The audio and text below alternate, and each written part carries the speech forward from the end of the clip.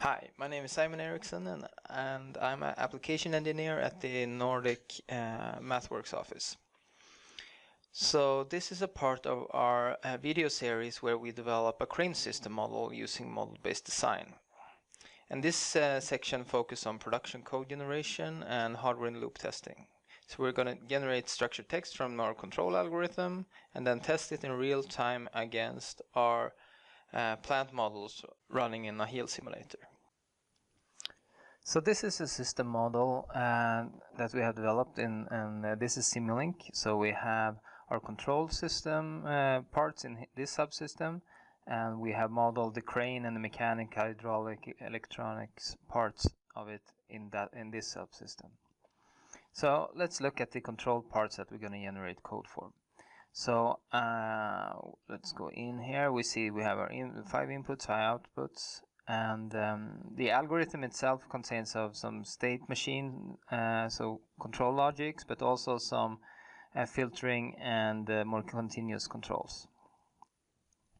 So now we can simply right-click the subsystem and select Generate structured text for it.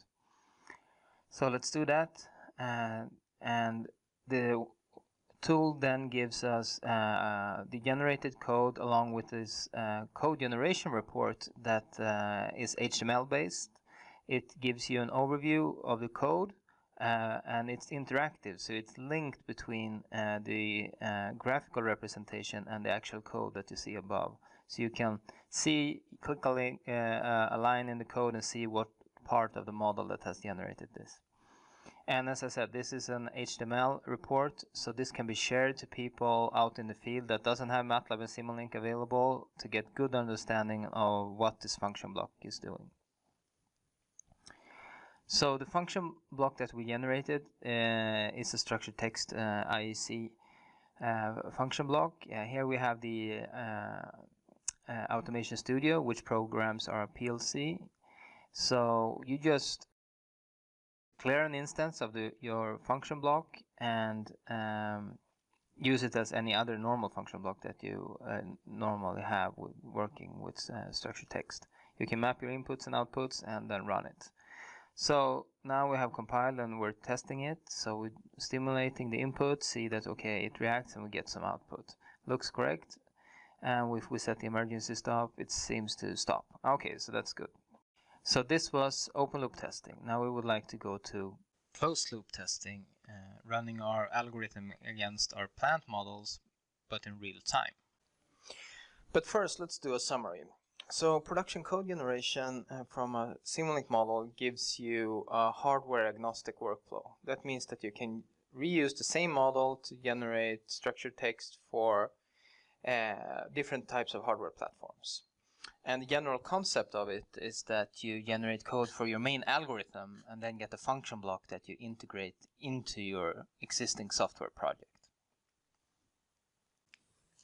Okay, so now we have generated structured text for our controller part that's going to run on the PLC. Now let's focus on testing it. And we're going to do that by running our plant models in real time in a hardware-in-the-loop simulator. So let's go to the Simulink model again, and the platform Simulink Real-Time lets you reuse all of those things you have done for desktop modeling, such as user interfaces that we see here, so you can reuse those and connect directly to your hardware-in-the-loop simulator. You can also reuse the workflow for working with data. So the signals that are marked for logging in desktop will then also be logged and streamed automatically up to the Simulink Data Inspector when you run the same model in real time. For automatic testing, you can reuse your desktop simulation test harness models and just convert them to real time, and they will work and communicate with the hardware-in-the-loop simulation. So what do we need to do to make this model run on the hardware-in-the-loop simulator? First of all, we need to change the interfaces for the control parts, right? So we instead of having the algorithm there, we're gonna put in the interface blocks or the hardware driver blocks that comes with the Simulink real-time library that allows you to take Simulink signals and output them on analog, digital, or in this case a PowerLink interface. So we have our setup block and then just take our signals that we like to send and then have a receive block for the signals that we'd like to receive. So this so the hardware in loop simulator looks like a normal I/O node for the B&R PLC. So this gives you a great benefit in that it allows you to test your PLC in real time against a virtual crane. So it thinks it's connected to the real crane since we're interfacing it through the real electrical I/O, the PowerLink interface here. And it allows you to do testing that is much cheaper than with a real crane, but also it allows you to start test much earlier without the physical crane even being available yet. Besides using Simulink to interact with your real-time application, you can build your own user interface using Simulink Real-Time Explorer. This is a drag and drop environment where you can build instrument panels, set up host scopes to look at signals and so on. The tool allows for export into standalone mode, which makes it possible to run it on a computer that doesn't have Simulink installed on it. So it's perfect for creating test benches and things like that. So now we looked at how to make a HL simulator from our Simulink models. So let's summarize the HL workflow. Basically, you replace your controller algorithm with I/O blocks representing the real electrical interfaces, and then you generate code using Simulink Real-Time and Simulink Coder to run those models in real time on the HL platform.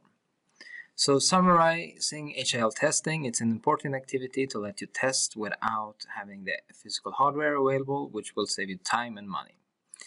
And the key thing here is that you would like to reuse as much as possible from your desktop simulations.